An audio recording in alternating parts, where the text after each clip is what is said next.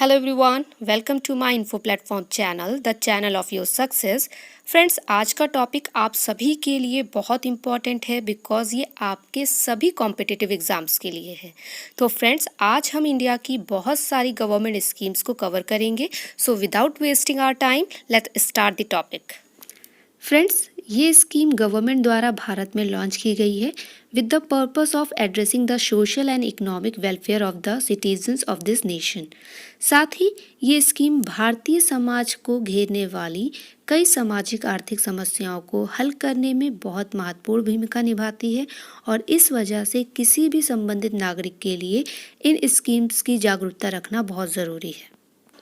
Friends, 26 मार्च 2020 को the finance minister of India made new announcement regarding several government schemes in India और ये announcement Bharat में कोविड-19 के प्रकोप के कारण हुए नुकसान की दिशा में एक पहल के रूप में की गई थी एंड इसमें एक रिलीफ पैकेज जिसकी वर्थ ₹1.70 लाख करोड़ है और इस धनराशि को गवर्नमेंट द्वारा पीएम गरीब कल्याण स्कीम के तहत कोविड-19 प्रकोप से उत्पन्न फाइनेंशियल डिफिकल्टीज से निपटने के लिए प्रदान किया गया है।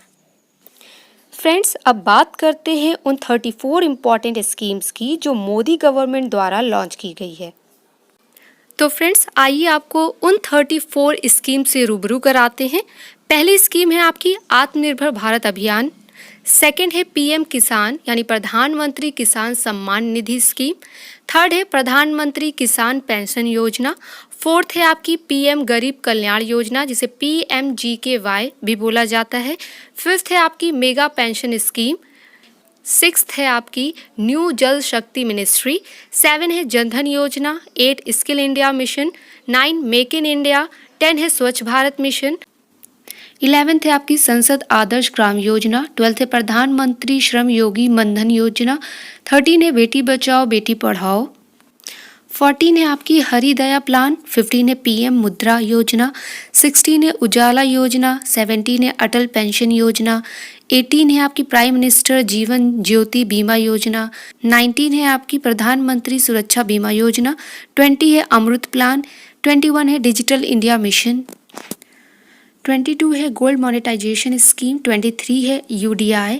24 है आपका स्टार्टअप इंडिया। 25 सेतु भारतीय योजना। 26 है आपका स्टैंड अप इंडिया। 27 है आपका प्राइम मिनिस्टर उज्ज्वल प्लान। 28 है national mission for clean Ganga जिसे NMCG भी बोलते हैं। 29 है आपका अटल भूजल योजना जिसे ABY भी बोलते हैं। 30 prime minister citizen assistant and relief in emergency situation जिसे PM केयर्स कहा गया है। 31 आरोग्य सेतु जो कि कोविड-19 के जांच के लिए है। 32 आयुष्मान भारत। 33 उमंग जिसे unified mobile application for new age governance. 34 आपका प्रसाद स्कीम है जिसका फुल फॉर्म है pilgrimage rejuvenation and spirituality augmentation drive. तो फ्रेंड्स, ये थी आपकी 34 स्कीम्स जो कि गवर्नमेंट द्वारा भारत में लॉन्च की गई है। अब बात करते हैं हम आत्मनिर्भर भारत अभियान के बारे में। आत्मनिर्भर भारत जिसका अर्थ है सेल्फ रिलायंट इंडिया स्कीम की मई 2020 में union finance minister Nirmala Sitharaman द्वारा 4 ट्रांचेस यानी चरणों में घोषणा की गई है। फ्रेंड्स, सरकार द्वारा घोषित आर्थिक प्रोत्साहन राहत पैकेज की कीमत 20 लाख करोड़ रुपए बताई गई है और इसमें PMGKY के रूप में पहले से ही घोषित 1.70 लाख करोड़ रुपीस की राहत पैकेज में गरीबों को कोरोना वायरस पैंडेमिक के कारण होने वाली डिफिकल्टीज को दूर करने और इस प्रसार की जांच के लिए लगाए गए लॉकडाउन भी शामिल है। अब बात करते हैं आत्मनिर्भर भारत अभियान में शामिल 5 इम्पोर्टेंस फैक्ट की। पहला फैक्ट जिसमें हमारे प्रधानमंत्री जी ने कहा है कि आत्मनिर्भर भारत को निम्नलिखित 5 स्तंभों पर खड़ा होना चाहिए। पहला है आपका इकोनॉमी यानी अर्थव्यवस्था। दूसरा है इंफ्रास्ट्रक्चर यानी आधारिक संरचना। तीसरा स्तंभ 21st century technology driven agreement and system को कहा गया है। Fourth demand. Fifth vibrant demography को। सेकेंड फैक्ट में प्रधानमंत्री जी ने बताया है कि 20 लाख करोड़ का ये पैकेज देश की GDP का अप्रॉक्स 10% है। थर्ड फैक्ट में इस पैकेज में लैंड, लेबर, लिक्विडिटी और लॉ यानी भूमि, श्रम, तरलता और कानून पर जोर दिया जाएगा। फोर्थ फैक्ट में बताया है कि इस पैकेज में एमएसएमई यानी micro small medium enterprises, cottage industries हैं जो मिडिल क्लास हैं, माइग्रेंट्स हैं और अन इंडस्ट्री जैसे कई क्षेत्रों के उपाय भी शामिल हैं। फिफ्थ फैक्ट में बताया है कि भारत को एक सेल्फ रिलिएंट इकोनॉमी बनाने और भविष्य में नकारात्मक प्रभावों को कम करने के लिए कई रिफॉर्म्स अर्थात सुधारों की घोषणा की गई है। उन रिफॉर्म्स की बात करें तो सबसे पहला रिफॉर्म्स है सिंपल एंड क्लियर लॉ यानी सरल और स्पष्ट कानून। सेकेंड रिफॉर्म है आपका रैशनल टैक्सेशन सिस्टम यानी विचारशील कराधान प्रणाली। थर्ड है आपका supply chain reforms in agriculture यानी कृषि में आपूर्ति श्रृंखला सुधार। फोर्थ कैपेबल ह्यूमन रिसोर्सेज यानी सक्षम मानव संसाधन। फिफ्थ है रोबस्ट फाइनेंशियल सिस्टम यानी मजबूत वित्तीय प्रणाली। ये है वो 5 रिफॉर्म्स जिसकी प्रधानमंत्री जी द्वारा बात की गई है। Friends, let's take a look at how India's relief package stand in comparison to those announced by other countries. तो फ्रेंड्स अगर हम यूएसए की बात करें तो वो 13% है, जापान की बात करें तो 21.1% है, स्वीडन की बात करें तो 12%, ऑस्ट्रेलिया की बात करें तो 10.8%, जर्मनी की बात करें तो 10.7% है। फ्रेंड्स जैसा कि हम पहले आपको बता चुके हैं कि आत्मनिर्भर भारत अभियान योजना में फाइनेंस मिनिस्टर सीतारमन द्वारा 4 ट्रेंचेस यानी चरणों की बात की गई है। तो आइए बात करते हैं पहले ट्रेंच की। ट्रेंच 1 की पहली कैटेगरी एम्प्लॉयज और टैक्स पेयर की है। इसमें क्या क्या उपाय कार्यवाही की गई है इसके बारे में जानते हैं। फाइनेंस मिनिस्टर सीतारमन जी द्वारा फाइनेंशियल ईयर 1920 के लिए इनकम टैक्स रिटर्न की एक्सटेंडेड डेडलाइन 30 नवंबर 2020 कर दी गई है। सेकेंड पॉइंट, टीडीएस यानी tax deduction at source and TCS tax collection at source दोनों में नेक्स्ट ईयर के लिए 25% की कटौती कर दी गई है। थर्ड पॉइंट में उन्होंने बताया है कि ईपीएफ यानी एम्प्लॉय प्रोविडेंट फंड के तहत छोटी इकाइयों में कम आय वाले कामगारों को प्रदान किया जाने वाला ईपीएफ समर्थन अगले 3 मंथ के लिए बढ़ाया जा रहा है। फोर्थ पॉइंट, नेक्स्ट 3 मंथ के लिए एम्प्लॉयर्स एंड एम्प्लॉय दोनों के लिए पीएफ पेमेंट्स को 12% से घटाकर 10% कर दिया गया है। नेक्स्ट है आपका एमएसएमई यानी micro small and medium enterprises. इसमें 3 लाख करोड़ के आपातकालीन क्रेडिट लाइन की घोषणा की गई है और इसमें 45 लाख राशि को व्यावसायिक गतिविधियां फिर से शुरू करने और सेफगार्ड जॉब को सुनिश्चित किया गया है। सेकेंड पॉइंट में उन्होंने बताया है कि 2 लाख एमएसएमई यानी माइक्रो स्मॉल मीडियम इंटरप्राइजेस जो गैर निष्पादित परिसंपत्तियां हैं के लिए अधीनस्थ ऋण के रूप में 20,000 करोड़ रुपए का प्रावधान है। थर्ड पॉइंट, 10,000 करोड़ रुपए के कोष के एमएसएमई फंड के माध्यम से 50,000 करोड़ रुपए की इक्विटी संचार योजना बनाई गई है। फोर्थ पॉइंट में उन्होंने बताया है कि higher investment limits and the introduction of turnover based criteria की शुरुआत के लिए माइक्रो स्मॉल मीडियम इंटरप्राइजेस का विस्तार किया जा रहा है। फिफ्थ पॉइंट में उन्होंने बताया है कि यदि 200 करोड़ तक की सरकारी खरीद है तो इसके लिए ग्लोबल टेंडर की अनुमति जरूरी नहीं होगी। 6 पॉइंट में उन्होंने बताया है कि government and central public sector enterprises MSME के कारण 45 डेज के भीतर सभी निधियों को जारी करेगा। नेक्स्ट उन्होंने एनबीएफसीज की बात की गई है। एनबीएफसीज का full form non banking financial companies है, जिसका पहला पॉइंट उन्होंने बताया कि 30,000 करोड़ रुपए की स्पेशल लिक्विडिटी स्कीम जिसके तहत निवेश एनबीएफसी के इन्वेस्टमेंट ग्रेड डेब्ट पेपर के द्वारा किया जाएगा। सेकेंड पॉइंट, जो पार्शियल क्रेडिट गारंटी स्कीम है उसे एक्सटेंड कर दिया गया है, जिसके तहत सरकार कम क्रेडिट रेटिंग वाले ऋणदाताओं जैसे एनबीएफसीज हो गया, एचएफसीज और एमएफआई को पहले नुकसान का 20% गारंटी देता है। नेक्स्ट कैटेगरी डिस्ट्रीब्यूशन कंपनीज की है, जिसके लिए 90 करोड़ रुपए की लिक्विडिटी की घोषणा की गई है। नेक्स्ट बात उन्होंने रियल एस्टेट की है। स्टेट एंड यूटीज यानी आपका केंद्र शासित प्रदेशों को अचल संपत्ति परियोजनाओं के पंजीकरण और उन्हें पूर्ण करने की तिथि 6 महीने तक बढ़ाने की सलाह दी गई है। फ्रेंड्स, ये थी आपकी ट्रेंच 1 की 5 कैटेगरीज और उनमें किए गए सुधार। अब बात करते हैं ट्रेंच 2 की, जिसमें 6 प्रोविजंस लिए गए हैं। पहला प्रोविजन जो है वो आपका फ्री फूड ग्रेन का है, जिसमें कहा गया है जो प्रवासी श्रमिक जिनके पास राशन कार्ड नहीं है को भी अगले 2 महीने के लिए मुफ्त अनाज प्रदान करने के लिए केंद्र 3500 करोड़ रुपए खर्च करेगी। इसका PMJKY के अंतर्गत विस्तार किया गया है। इसी में नेक्स्ट प्रोविजन है आपका क्रेडिट फैसिलिटीज़ का। इसमें जो पहला पॉइंट है वो स्ट्रीट वेंडर्स के लिए है कि उन्हें 5000 करोड़ तक की योजना के माध्यम से इजी क्रेडिट पहुंच दी जाएगी, जो उन्हें शुरुआती कार्यशील पूंजी के लिए 10,000 का ऋण नेक्स्ट पॉइंट 2.5 करोड़ फार्मर्स, जिसमें मछली श्रमिक और पशुधन किसान भी शामिल हैं, और ये सभी जो अभी तक किसान क्रेडिट कार्ड स्कीम का हिस्सा नहीं थे उन्हें रियायती ऋण के रूप में 2 लाख करोड़ रुपए प्रदान किया जाएगा।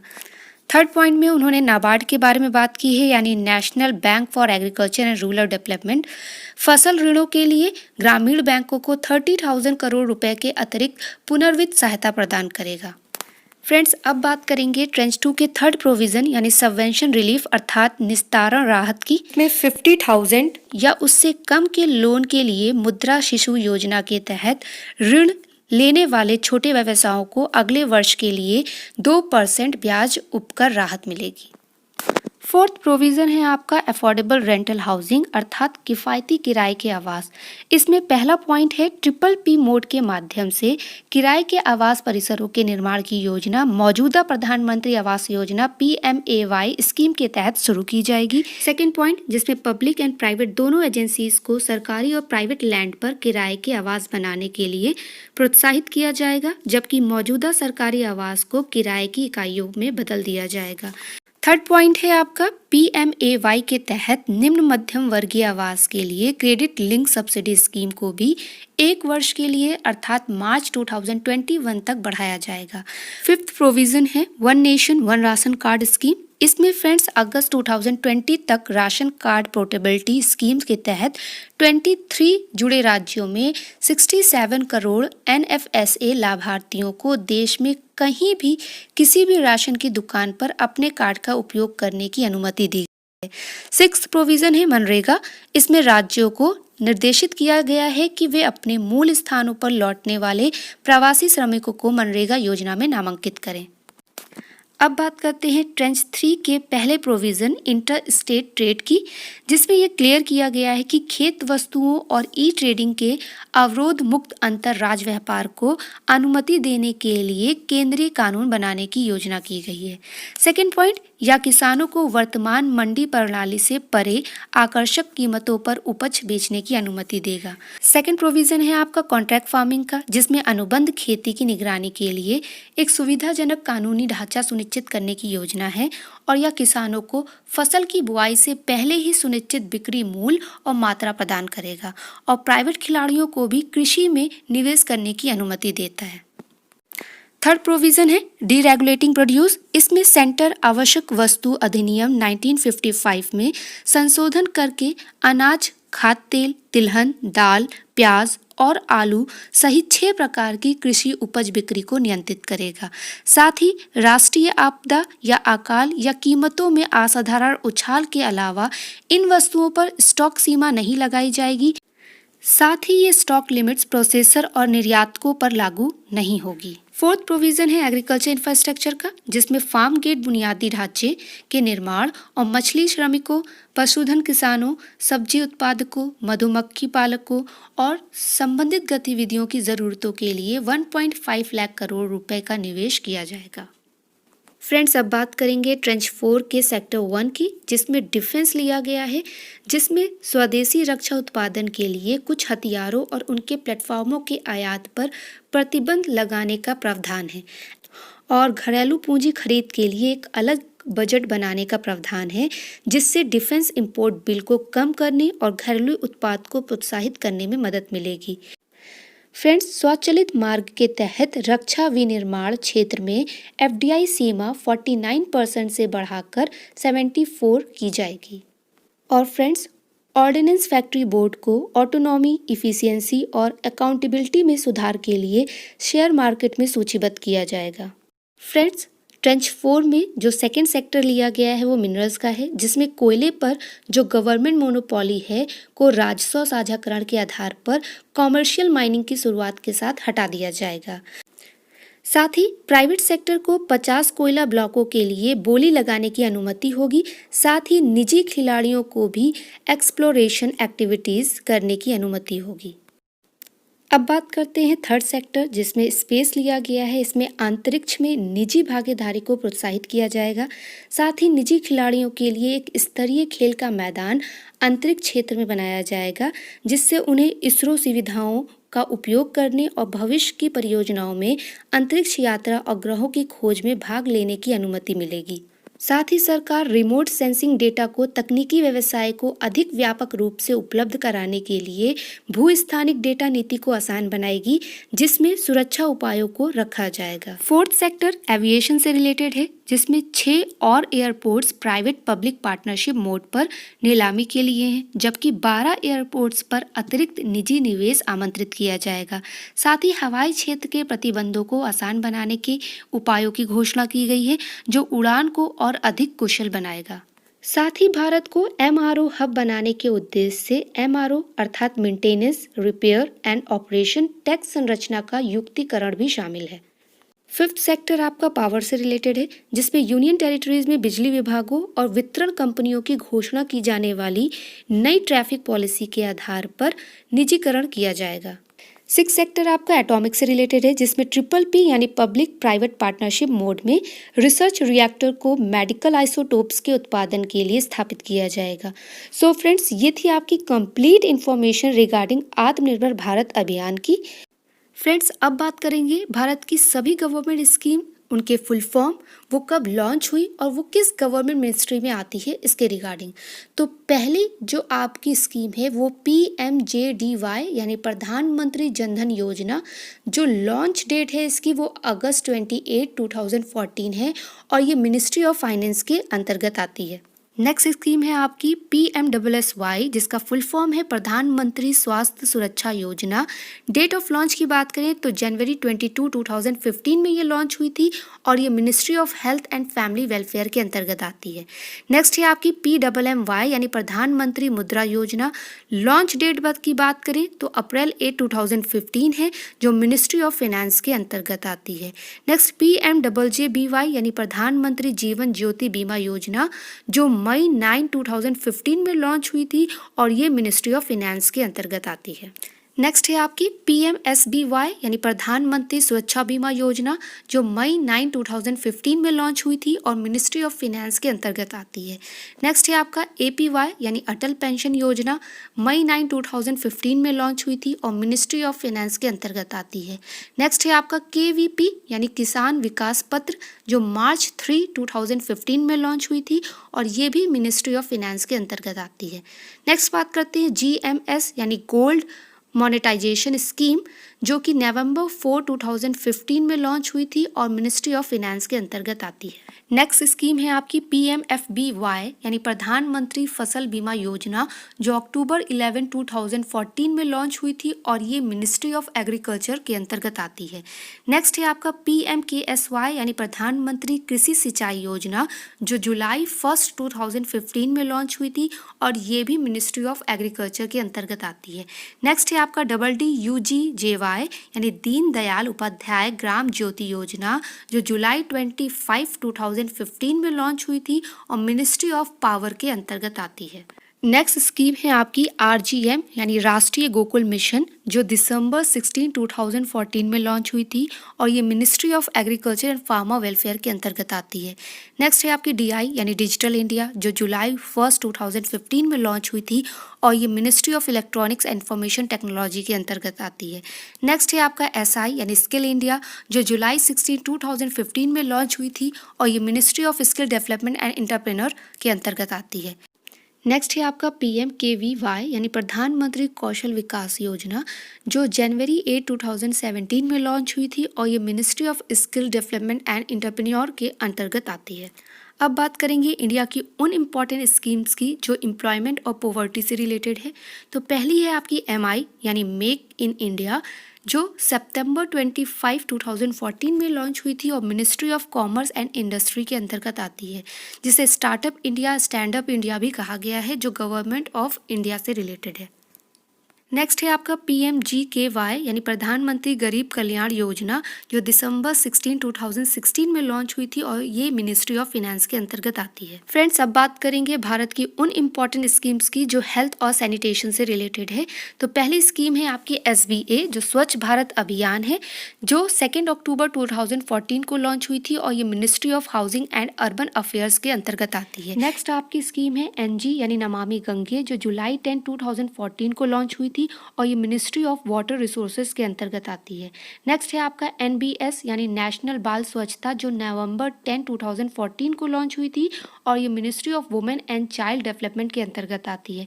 नेक्स्ट स्कीम है आपकी PMJAY यानी प्रधानमंत्री जन औषधि योजना, जो मार्च 2016 को लॉन्च हुई थी और ये ministry of chemical and fertiliser के अंतर्गत आती है।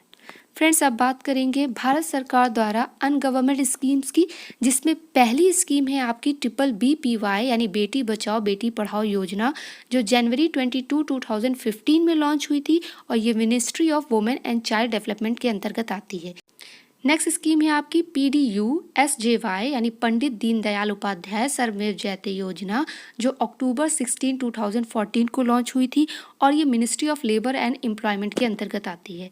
नेक्स्ट है आपकी NSTSS यानी national sport talent research scheme, जो फरवरी 20 2015 में लॉन्च हुई थी और ये ministry of youth affairs and sport के अंतर्गत आती है। फ्रेंड्स, ये थी आपकी अब तक की सारी स्कीम्स और उनकी इन्फॉर्मेशन। आई होप आपको ये सेशन अच्छा लगा हो और ये इम्पॉर्टेंट भी था, क्योंकि एग्जाम में ज़रूर इससे आपको 2 या 3 क्वेश्चंस मिलने वाले हैं। फ्रेंड्स, सेशन अच्छा लगा हो तो लाइक और शेयर ज़रूर कीजिएगा, कमेंट करना मत भूलिएगा, ताकि ऐसी और स्कीम्स हम आपके लिए लेकर आएँ। फ्रेंड्स, अगर अभी तक आपने चैनल सब्सक्राइब नहीं किया है तो प्लीज़ सब्सक्राइब द चैनल, ताकि ऐसे ही नए वीडियोस का नोटिफिकेशन आपको मिल सके। एंड गुड लक आपके फ्यूचर के सभी एग्जाम्स के लिए। Thank you so much.